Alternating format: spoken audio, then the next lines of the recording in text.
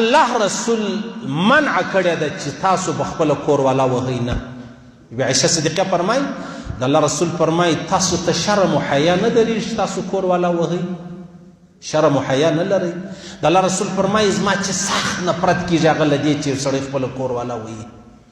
ګورئ ټیک دی منم کور والا ته ویې، د الله رسول فرمایي داسې مه وهه چې هغه نشان ورباندې جوړ شي، په دروازه کې ولاړه وه، په لاره کې ولاړه وه، چا سره ټلیفون کوئ، چا سره خبرې کولې، څه بې ځایه دا د غومره خو اجازت چې دی هغه شته، د غومره اجازه شته. حضرت عمر فاروق رضی الله تعالی عنه یو ورځ خپله کور والا وهله، یو سړی ورباندې رالی، بیا پوښتنه ځینې وکړه ولې خیر خیر، هغه ویل ما د الله د رسول څه اورېدلي دي که چا کور والا وهله پوښتنه مه جنګ کوه چې پر چشتي وواله، ځکه هغه به د دوی دوه د عزت مسله وي، نو چې تا ته کیسه وکړي نو د دوی عزت رسوا سو. او د الله رسول فرمایي دا نو ډېر بدترین شخص دی چې یو سړی خپله کور والا وهي. ګوره پښتانه نه دي، پښتانه ډېر ستړی قوم دی، داسې ستړی. په دوزخ کې په کافرانو کې به یهود ډېر ذلیل وي، په دوزخ کې په مسلمانانو کې به پښتانه ډېر ذلیل وي. په روی زمین هم دغسې ده. هسې د دین په نامو د دین په بانو مې ځانونه سره خطا ایستلي دي. زموږ په کورو کې پخوا خو د زنانې وهل، د کور والا وهل بیخي عامه خبره وه. اوس تقریبا دا موبایل و څه داسې مخ په شاته خبرې سره شوې، وهل څه کم سلو. یعنې اوس هم په کورو کې داسې سته چې مشر ورور دا راولاړ شي خپله ورېنداره وهي، مشر لیور دا راولاړېږي خپله کشره ورېنداره وهي. ولې وایې؟ زه د کور مشر یم. ولې وایې؟ دا د کور خدمت نه کوي. ولې دې ووهله؟ زما د مور په قول نه کوي. ولې دې ووهله؟ ما د پلاني خبرې ټول میلمانه راغلي و، سالن ډوډۍ پخه کاغه یې نه پخول. تر دې نو بالا غټ سپی شته چې یو سړی پر ورېنداره راغورځېدلي نه شته. هو پښتنو کې شته.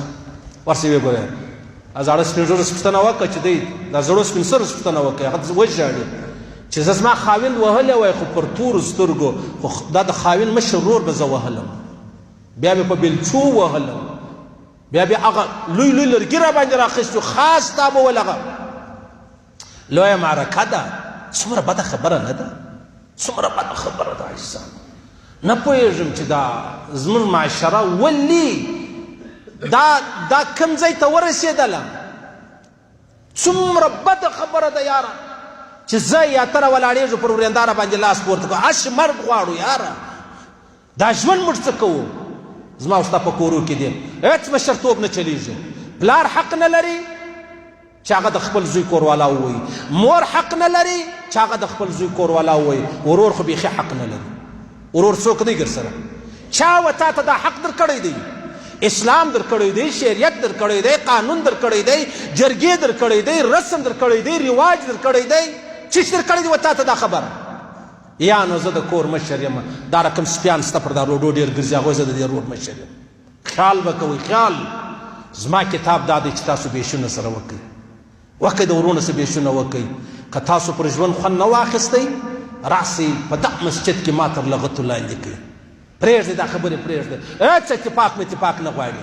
د درواغو په اتفاق مې ګزاره وه، په آخري ورځ مې الله شرمنده کې رسوا کړي. په آخري ورځ سپین سرې له ما ډېرې ناراضه دي، هغه وایي مولوي صاحب یو نږور به یو کار و خدمت کوئ، هغه تا را باندې ودروئ. زه ورته نه جاړۍ خبره دا نه ده، ته ولې نه به پوهېږې؟ زه ستا خواشې یم چې هغې ستا سره ظلمونه کول. او مولوي صاحب تر خوله دې جار سم پر ما خواشې ډېر ظلمونه کول، دا بله لاره ورسره ونیسه خپل یې سر په خلاصېږي. بیا ورته ووایم ستا د لوره سره ډېر ظلم کېږي، ستا زوم و ستا د لور چې کوم هغه د زوم مور ده هغه دی د خدای ورکي صحیح سله هغه د ګرد د خدای ورکي، دا د ژوندی دا نسي کېدلی. مور حق نه لري، زوی مجبوره کې ښځه طلاق کړه، زوی خوشحاله دی، ژوند یې خوشحاله دی، اولاد لري، نه ته بې طلاقه که نه زه شیدې نه در بخښم در ګرځه دا شیدې، تا ماته شیدې د دې دپاره راکولې؟ زما ټول ژوند را تباه کوې، زما چیچري بچیان دي، زه په هغه څه چم وکړم؟ دا ځوان راغلی و بچیان یې درلودو، زما مور وایي زه شیدې نه در بخښم، داسې پلانۍ زه شرا درته کوم، دا کور والا به طلاقوي. ولې طلاقه کړم؟ یا نو دغه لور چې ته کور والا نه کې طلاقه دي سره زما ګزاره نه کوي، زما په کول نه کوي، مال هېڅ مور نه چلېږي. د مور خپل ځای دی، د بابا خپل ځای دی، د ښځې خپل ځای دی، د اولاد خپل ځای دی. مال د دې مثال دی. ګورې په بدن کې زړه ډېر چې دی هغه ضروري لازمي څه دي.